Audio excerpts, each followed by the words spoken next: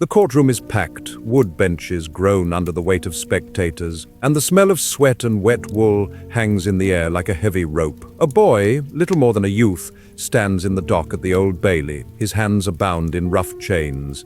He has been caught stealing a silk handkerchief worth a few shillings. Under England's bloody code, that crime carries the scaffold and the noose. The judge pulls on the black cap and pronounces the sentence. He is to be transported in a cart, taken through London's streets to the gallows at Tyburn, and hanged by the neck until he is dead. There's no ceremony. Every step into the cart is a step he will not walk back. Outside, a crowd gathers as the condemned are led from Newgate. Vendors hawk gin, pies and broadsides describing their crimes. Pickpockets move among the spectators, lifting purses with the same nimble fingers that just condemned another man to die. Pieces of rope from previous hangings are sold as souvenirs. This isn't a one-off horror. This is a machine that converts petty theft into public execution. It is meant to be seen, heard, and felt by the city. The law feeds them in, Tyburn spits them out. The boy is not the only one in the dock. The clerk reads another name, a middle-aged woman accused of stealing a bolt of cloth. Behind her, a farm laborer shifts his weight. He's been charged with cutting down a tree in his lord's orchard. All three know that the law sees no difference between them and a murderer. Only the price of what they took matters. The judge's voice is muffled by the crowd, but when he pulls the black cap over his wig, the meaning is clear. Each sentence lands like a blow. The condemned look up, as if searching for a friendly face, and see only strangers on the benches. The bailiffs lead them down to the press yard. A blacksmith knocks off their irons, while spectators, some in silk waistcoats and some barefoot, pay to watch. It feels like a theater, but the actors are terrified. An ordinary of Newgate, the prison chaplain, urges the prisoners to prepare for death. He offers them prayers and asks if they have anything to confess. The boy trembles. He whispers his mother's name and begs to send her a letter. There is no time. His jailers bind his wrists and tie a coarse rope around his neck. It is the same rope that will bite into his skin on the scaffold. Outside Newgate, the spectacle begins long before the cart moves. The Tyburn processions took place 8 times a year, usually on Mondays. Crowds turned them into holidays. Ale houses overflowed, street sellers hawked gingerbread shaped like men, and balladeers sang songs about notorious thieves. The condemned were paraded as both warning and entertainment. Children clambered onto their fathers' shoulders to see the criminals. Women wept or jeered. The smell of tar from the rope mixed with the smell of cheap gin. Somewhere, a handbell rang slowly, the sexton of St. Sepulchre Church tolling the execution bell, reminding the prisoners to repent. A rhyme accompanied the ringing, warning them that they would shortly face the Lord. For the boy with the handkerchief, it was a sound he would never forget. The cart finally lurches forward. The condemned stand or sit on their coffins. Each jolt feels like a little fall towards the gallows. On the way, they will pause at St. Giles' Bowl Inn, where the landlord offers them a final mug of hanging ale, a ritual stop on the route. Some drink gratefully, others refuse. They stare at their nooses instead. As the procession turns west onto Oxford Street, the great triangular gallows of Tyburn comes into view. Its 3 uprights and 3 cross beams can hang up to 24 people at once. Vendors shout out descriptions of the crimes to sell pamphlets. The boy hears his own story turned into verse before he has even reached the scaffold. By the mid-18th century, there were over 200 offences punishable by death in England and Wales. A stolen handkerchief, a poached rabbit, a tree cut down in the wrong field, all carried the rope. The system that produced those sentences became known later as the Bloody Code. Today, we're going to live with it. We'll count the crimes that put you on the gallows, we'll meet the men, women, and children who stood beneath the noose, and we'll watch the legal machine break itself apart. Our counter starts at 1, stealing a handkerchief. By the end of this story, we'll be at 222. If you listen closely, echoes of this era linger in our language. To say someone is on the wagon recalls the carts that carried the condemned to Tyburn and the vow to take no more ale. Having one for the road comes from the bowl of ale offered at St. Giles. A Tyburn jig means a hanging dance.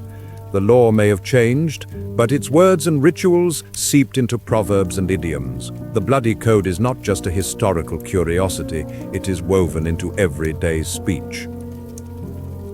The Bloody Code wasn't a single statute. It was a web of laws, woven over 2 centuries. In 1688, about 50 crimes could send you to the rope. By 1815, that number had grown to more than 200. Most of the new offences had little to do with violence. They were about protecting property and maintaining order. In the eyes of the law, a stolen horse or a poached deer threatened the wealth and authority of landowners as surely as murder. After the Glorious Revolution and the South Sea Bubble, Parliament added statutes whenever a particular crime struck fear into the hearts of investors or landowners. In 1699, the Shoplifting Act targeted pickpockets who plundered the growing consumer economy by making it capital to steal goods worth more than 5 shillings. In 1706, bleaching grounds were added. In 1713, stealing from a dock or warehouse. The code expanded like a spider's web, each strand a new law responding to a petition from a guild or a panic in Parliament. By the mid-18th century, the spider's web covered the entire economy.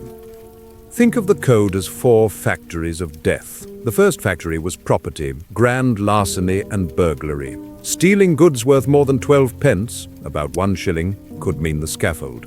Pick a pocket for a silk handkerchief, and you could join our boy on the cart. Shoplifting above 5 shillings, stealing from a house above 40 shillings, or taking goods from a bleaching ground, all capital.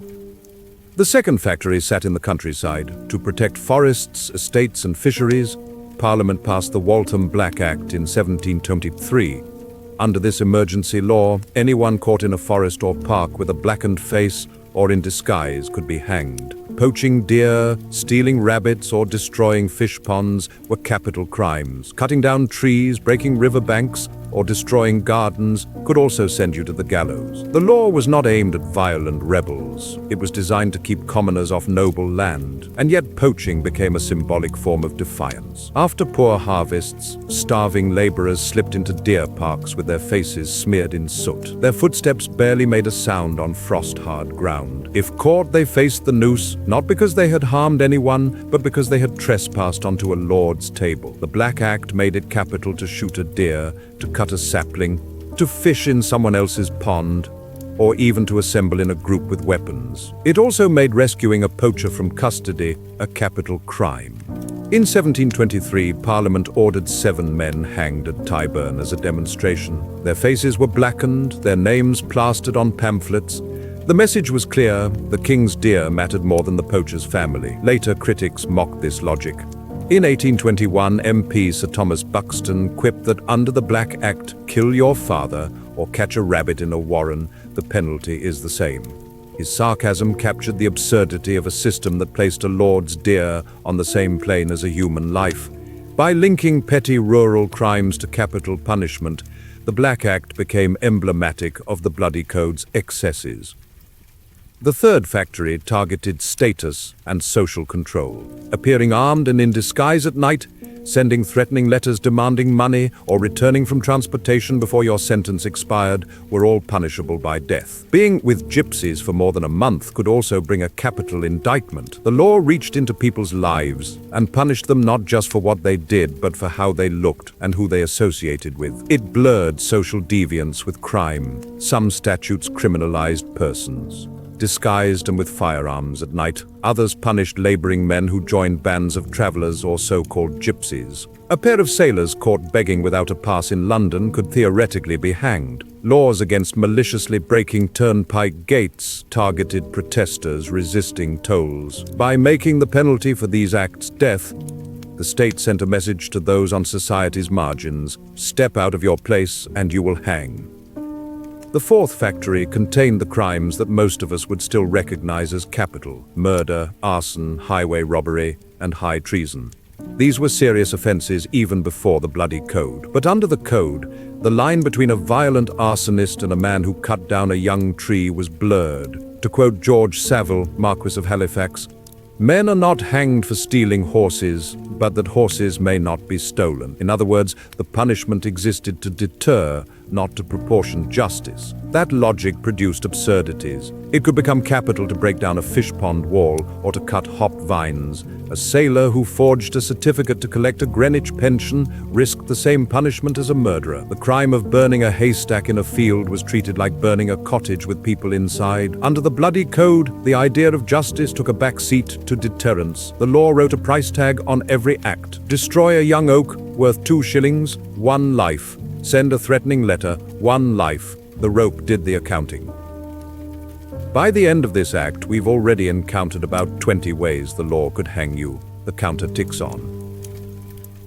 Let's follow one case from street to rope. It mirrors thousands of others. After our boy plucked the silk handkerchief from a gentleman's pocket, he was seized by a watchman. There were no police in Georgian London. Victims and private constables enforced the law.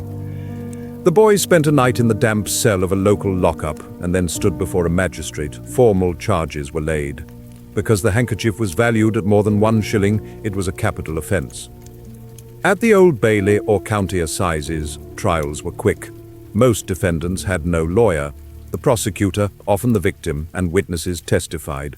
Jurors weighed whether the stolen goods crossed the lethal threshold. To save petty criminals from the rope, juries sometimes deliberately undervalued property. A 15-shilling theft might be called 11 pence. This practice was known as pious perjury. Some juries even acquitted defendants despite clear evidence if the alternative was death. At other times, jurors made no such bargain, especially when pressure from aggrieved merchants demanded a public example. Once a guilty verdict came down, the judge had no choice but to pronounce death. In property cases, however, everyone knew the death sentence did not always mean the end. Between 1770 and 1830, roughly 35,000 people were sentenced to death in England and Wales, yet only around 7,000 were executed. Mercy was a second system layered on top of the code. Judges wrote reports to the King's ministers recommending pardons. In London, a hanging cabinet decided which lives to spare. Outside the capital, pardons were more common. Between 1760 and 1775, about 47% of burglars sentenced to death in London were pardoned, compared with 89% in rural counties. Violent offenders were less likely to receive mercy. Families pleaded for clemency. They wrote petitions, gathered signatures, and sought patronage. Women with infants emphasized their dependence. Youths claimed immaturity. Respectable employers testified to good character. The condemned waited in the condemned cell at Newgate or in county jails, unsure whether a reprieve would arrive. For some, mercy meant transportation to the American colonies or to Australia. 7 or 14 years in exile rather than the gallows. For others, like our boy, no reprieve came. His name appeared on the sheriff's list. He would join the next procession to Tyburn. There was no formal appeal process. Relatives wrote long letters to the Secretary of State, collecting signatures from neighbors and employers. They queued outside ministers' houses, pressed petitions into judges' hands at church, or scraped together coins to pay a scrivener to draft a petition. Some families sold their furniture to fund a lobbyist. Mercy became a commodity as much as compassion. In London, a small group of officials nicknamed the Hanging Cabinet reviewed petitions behind closed doors. Their decisions were opaque and often influenced by the petitioner's connections. A tailor with a lord's endorsement stood a better chance than a laborer with only his wife's plea. For those without patrons, hope dwindled with each day. The days between sentence and execution were a strange limbo. The condemned were kept in a dark cell known as the condemned hold. Friends, lovers, and clergy could visit. The ordinary of Newgate coaxed confessions and wrote them down to sell as broadsides after the hanging. Prisoners sometimes dictated their own dying words, hoping their stories would outlive them. In that limbo, the condemned sensed every detail: the damp straw underfoot, the sour smell of lime wash and sweat, and the clink of chains in the darkness. Outside the narrow window, the rattle of carts and the tolling of bells reminded them that life carried on. The night before execution, some could hear carpenters hammering together their coffins in the prison yard. Sleep was fitful. Every sound became a summons to the scaffold. Execution day followed a set route. At dawn, the bell of St. Sepulchre tolled, warning the condemned to repent. The cart rolled west from Newgate along Snow Hill and Holborn, guarded by constables and flanked by crowds. There were ritual stops. An alehouse in St. Giles offered a final mug, while spectators rented windows along the way. The procession was part punishment, part carnival. Pickpockets prowled among families and vendors. Some prisoners sang hymns or protested their innocence. Others fainted. At Tyburn, soldiers pushed back the crowd while the hangman tied ropes to the beam. The condemned mounted the cart's tailboard, nooses placed around their necks. A prayer, a glance at the sky, and the horses moved. Faces darkened, bodies convulsed. Another number added to the death machine. The first factory spits out convicts with empty pockets and empty stomachs. Grand larceny, stealing goods worth more than 12 pence, was a hanging matter. Pickpocketing goods worth more than a shilling could also bring the rope. Shoplifting goods valued above 5 shillings, about £30 in today's money, was a capital offence. And privately stealing from a shop without the owner noticing was treated as especially heinous. Mary Jones was a young mother with 2 small children whose husband had been pressed into the Navy. In 1771, she entered a draper's shop on Ludgate Hill, concealed 4 pieces of worked muslin under her cloak and tried to leave. The goods were valued at 5 tolls and 10 shillings. Well above the 5-shilling threshold, Mary was arrested, tried at the Old Bailey, and sentenced to death. She begged the court for mercy, explaining that she stole to feed her children. But the recorder did not recommend a reprieve. On the morning of 16th of October 1771, she was led from Newgate with 4 male felons. A halter was placed around her neck, her arms tied, and she was made to sit on her own coffin. She carried her baby in her arms in the cart during the slow procession through Holborn, St. Giles and Oxford Street to Tyburn. At the gallows, the hangman tied her rope to the beam and the horses were whipped away. She struggled in agony for a few moments before going limp. Mary was one of 294 people executed at Tyburn between 1765 and 1774. Only 25 of those were hanged for murder or rape. Most were there for property crimes. Her case became a rallying cry for reformers. One MP later told Parliament that her death was a fouler murder than any committed by thieves. Mary Jones was not alone. Hundreds of men and women were hanged for stealing cloth, clothing, or food. Jurors sometimes spared thieves by deliberately undervaluing goods, but the rope was busy nonetheless. The property factory kept Newgate's scaffold full. Our death counter climbs toward triple digits. Court records from the Old Bailey reveal dozens of similar tales. One file from 1752 shows a 15-year-old girl convicted of stealing a length of ribbon. The jury valued it at 2 shillings and sentenced her to death. A 70-year-old widow was hanged for taking 3 yards of woolen cloth.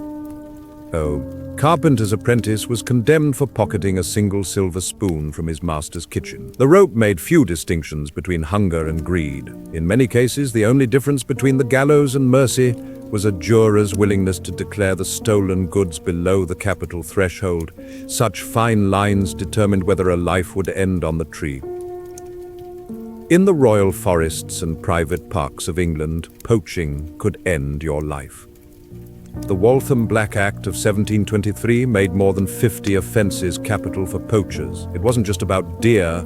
Cutting down trees, destroying a fish pond, breaking down a riverbank, or even appearing armed and disguised could bring the scaffold. Lawmakers feared poaching gangs who blackened their faces to avoid recognition. Imagine a hungry laborer creeping through bracken with soot smeared across his cheeks, a borrowed musket in his hands.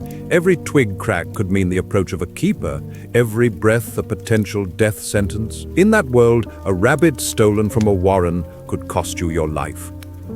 In 1725, a poacher named John Guy was caught hunting deer near Teddington. According to contemporary accounts, he had pistols and threatened gamekeepers who tried to seize him. He was tried under the Black Act and condemned to death. Guy believed he would be reprieved. He only realized he was to hang when the sheriff's warrant arrived. On the day of execution, he was dragged to the scaffold and hanged. 7 Waltham blacks were executed at Tyburn in 1723 to demonstrate Parliament's resolve. The Black Act even made it a capital crime to rescue someone imprisoned for poaching. Poor men were not the only targets. Landowners feared that poachers were Jacobite rebels intent on restoring the Stuarts. So the law merged political paranoia with property protection. Our counter rises again. Cutting down a young oak, snaring a rabbit, or rescuing a fellow poacher adds dozens more offences. Another set of capital offences policed appearances and associations. If you rode out at night with your face blackened and a firearm, you could be hanged. Sending a threatening letter demanding money was a hanging offence under statutes against extortion. Even being seen with travelling communities for more than a month could be treated as a capital crime. These offences had little to do with injury. They were about controlling the wrong people. The code turned fear of disorder into rope. Imagine a farmer receiving an anonymous note, "Leave 5 guineas in your field, or your barn will burn." That slip of paper could cost someone his life. Legislators called it sending threatening letters. The crowd saw a frightened tenant trying to feed his family. The law didn't care. Our death counter climbs past 170. Real people paid the price for these statutes. Contemporary newspapers described how an illiterate farmhand delivered a crude note to his landlord demanding money and threatening to burn the barn if it was not left under a hedge. He signed it with a rough drawing of a pistol. He was caught when he returned to collect the packet. In court, he protested that he only sought enough to pay his rent and feed his family. The judge reminded him that the law treated threatening letters as if the fire had already been set. He was condemned. On the scaffold, he cried that he had never struck a match. Pamphlets carried his story across the countryside as a cautionary tale. One letter became a rope. Finally, we reach the offences most people recognize as deadly: murder, arson, violent robbery, and high treason. These crimes had carried the noose long before the bloody code. Under the code, however, even a child could be treated as a felon. In 1629, a 9-year-old boy named John Dean was hanged for arson in Berkshire. He is one of the youngest recorded executions in English history, a reminder that age offered little protection. Under the bloody code, the same rope united child arsonists, violent robbers, and deer poachers. By the time we reach the end of our list, the counter has ticked up to 222. Some offences were rarely prosecuted, some were created to fill a political gap and then forgotten. But everyone remained on the books until reformers pried them off. The machine was overloaded. Statistics tell part of the story, faces tell the rest. Most people condemned under the bloody code were poor. They were servants, laborers, and teenagers caught in petty crimes. Many had never been in trouble before. The code promised equality before the rope, but in practice it fell hardest on those with least. Take Mary Jones again. We met her when she stole muslin worth more than 5 shillings and was hanged at Tyburn. She was barely out of her teens and carried her baby on her lap in the cart. Mary's story is heartbreaking, but she was not an anomaly. In the 18th century, about 182 women were executed at Tyburn, compared with roughly 3,000 men. Apprentices and servants were particularly vulnerable. Court records describe a 14-year-old boy convicted of taking a pair of shoes worth just over the 12-pence threshold for grand larceny. He told the court he took them to replace his own worn boots. Despite his youth and his employer's plea, the recorder refused mercy. He stood on the cart wearing the very shoes he had stolen while his mother collapsed in the crowd. Another case concerns a young maid who took linen and a silver spoon from her mistress. She planned to sell the items to pay her sick father's rent. Because the goods were valued above 40 shillings, theft from a dwelling made her crime capital. Despite petitions from her parish, she was hanged alongside male burglars and her body given to surgeons. These typical stories convey how small valuations could make the difference between life and death for those on the margins of subsistence. Women also faced capital charges unique to their sex. Concealment of the birth of a dead child was a hanging offense. A desperate unmarried mother who hid a stillborn infant could be prosecuted for infanticide. Trials for concealing births were often speculative. A girl might be convicted on the basis of gossip and changes in her clothing. Many juries acquitted or reduced the charge, but some did not. In 1726, a maid named Eleanor Bassett was executed after laboring alone in a barn and burying her dead newborn in a field. She insisted the child was born lifeless. The court disagreed. Pardons were more likely for women and younger defendants. Across England between 1735 and 1799, about 1,600 women and girls were sentenced to death. At least 1,230 were reprieved, a reprieve rate of around 78%. Even so, dozens of teenage girls were hanged for crimes like highway robbery, arson, and murdering newborn infants. Boys as young as 12 were hanged at Tyburn for housebreaking. The law drew no firm line between child and adult. Age 7 marked criminal responsibility. If a jury believed there was malice, a child could dance the Tyburn jig.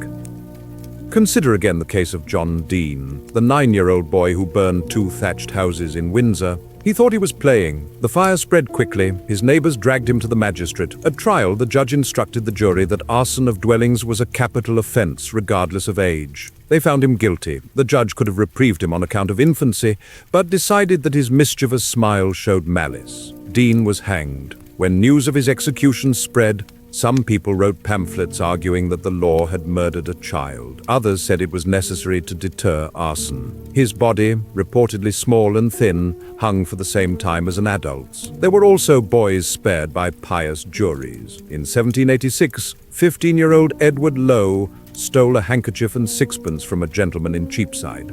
The jury found him guilty of larceny but valued the handkerchief at 11 pence to save his life. He was sentenced to transportation for 7 years instead of death. Lowe was put aboard a convict hulk on the Thames and later shipped to Australia. Transportation was still a harsh punishment. Many convicts died of disease on the voyage. Those who survived became forced laborers in a strange land. Yet for Lowe, it meant he was not strangled under the Tyburn Tree. Such cases show the range of outcomes within the same legal machine. Transportation itself was a punishment that straddled mercy and hardship. Sentences of 7 or 14 years began with months chained in fetid hulks on the Thames or at Plymouth, old warships converted into floating prisons. These hulks were damp, vermin-infested, and disease-ridden. Convicts slept in irons, labored at hard labor by day, and faced floggings for minor infractions. Many died before even boarding the transport ships. Those who survived the voyage to New South Wales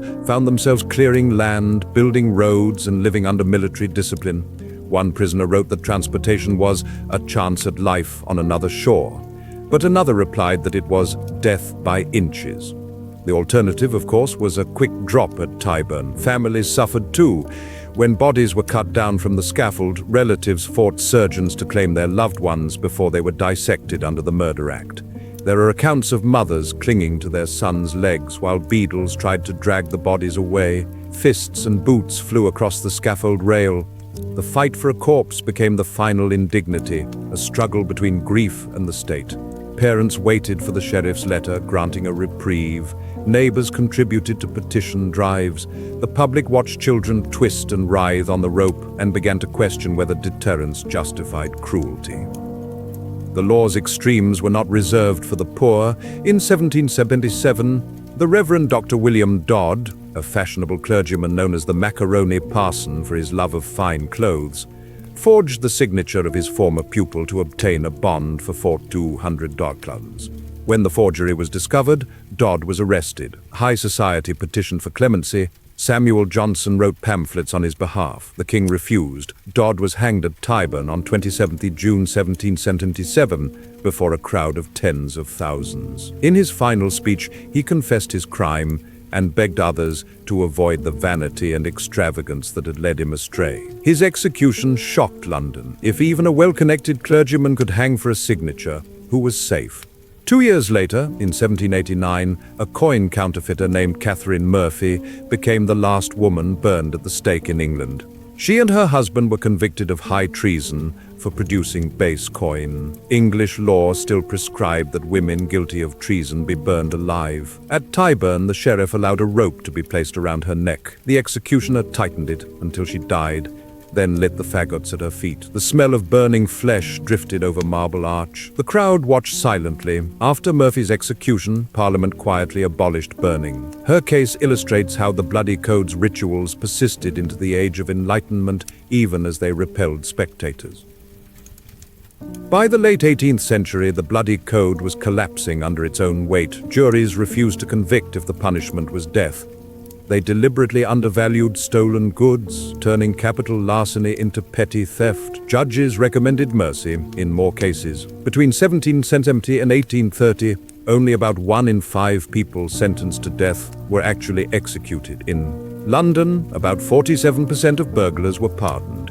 In rural counties, the pardon rate was 89%. Mercy had become the norm. Critics argued that the law's severity undermined respect for justice. Sir Samuel Romilly, an MP and legal reformer, pointed out that jurors would rather lie than send a pickpocket to the scaffold. In 1808, he persuaded Parliament to abolish the death penalty for stealing from the person, repealing an Elizabethan law. The next year, attempts to repeal other property offences failed, but momentum grew. In 1812, the capital penalty for soldiers or sailors begging without a pass was removed. Home Secretary Sir Robert Peel took up the cause in the 1820s. Between 1823 and 1830, he persuaded Parliament to remove the death penalty from over 100 offences. The Judgment of Death Act 1823 allowed judges to commute death sentences to imprisonment, except for murder and treason. The Jails Act of 1823 improved prison conditions and made transportation a more common alternative. By the early 1830s, executions for crimes other than murder were rare. Public attitudes were shifting. Writers like Charles Dickens and William Makepeace Thackeray denounced public hangings as brutal carnivals. Reports circulated of pickpockets working crowds at executions. In 1832, Parliament abolished the death penalty for cattle stealing, housebreaking, and horse theft. In 1861, only 5 crimes carried the death penalty: murder, treason, espionage, piracy with violence, and arson in the royal dockyards. In 1868, public executions were abolished and hangings moved behind prison walls. The bloody code, once seemingly unchallengeable, was dismantled piece by piece. It died not with a bang, but with a series of repeals, commutations, and quiet shifts in popular conscience. One of the clearest markers of that shift was the end of Tyburn itself. On 3rd November 1783, the highwayman John Austin became the last person hanged at the Triple Tree near Marble Arch. A year earlier, the gallows had been dismantled and a portable scaffold erected. Austin's death marked the end of a centuries-long ritual of dragging prisoners through the streets. From 1783 onwards, executions in London took place outside Newgate Prison. The route shortened, the crowd still gathered, but the journey was gone. When public hangings were abolished in 1868, the last spectators pressed against the prison walls to watch Michael Barrett swing for the Clerkenwell explosion. After that, hangings moved inside. The executioner pulled a lever in a quiet room. Only officials and witnesses saw it. The rope still tightened, but the spectacle ended. As the code decayed, punishments other than death filled the gap. Transportation became the default for many crimes. More than 160,000 men, women, and children were sent to Australia between 1788 and 1868. Prisons expanded. Debtors' jails were reformed. Reformers argued that certainty of punishment deterred more than severity. By 1861, the law reserved the death penalty for murder and a handful of offences. The scaffold remained, but the code that supported it had been disassembled. Even the mechanics of hanging changed. The short drop used at Tyburn strangled convicts slowly. Friends sometimes pulled on their legs to end the agony. In the 1860s and 1870s, executioners experimented with longer drops calculated to break the neck instantly. William Marwood, a cobbler from Lincolnshire turned hangman, perfected this long drop method in 1874. He claimed it was more merciful. The long drop required careful calculations. Executioners weighed the condemned, measured their height, and selected a drop length from a table to ensure the neck snapped cleanly. Too short a drop, and the prisoner strangled. Too long, and the head could be torn off. Manuals circulated among hangmen detailing the correct procedures. The act of killing became an exact science. The science of execution became a topic of parliamentary debate. What had once been a carnival became a technical procedure carried out behind stone walls. The bloody code faded, but the rope remained, now measured with rulers and tables. We end where we began: a courtroom, a handkerchief, and a boy. Under today's law, he would face a fine or a short prison term. In Georgian England, the rope awaited him. The bloody code was a legal system that turned petty crime into public spectacle. It fed men, women, and children into a machine that blurred property and humanity. It forced juries to lie, families to beg, and society to watch its own cruelty. As we leave this archive of forgotten crimes, our death counter stands at 222. Those numbers are not statistics, they are lives. They remind us that laws reflect the values of their time. Reformers chipped away at a system they saw as unjust.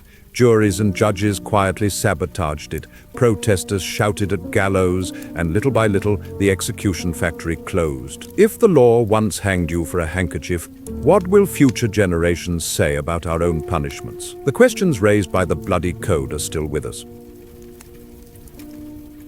Remember the boy with the handkerchief? His whole life was weighed against a few inches of silk. A modern court would treat his crime as petty theft. A magistrate might order community service or a fine.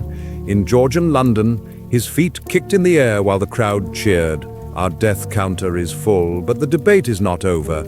Every legal system makes choices about who deserves punishment and how harsh it should be. What seems like justice today may look like cruelty tomorrow. When we look back at the bloody code and recoil, we are also looking at ourselves. If you found this exploration into Britain's darkest laws thought-provoking, subscribe to The Darkest.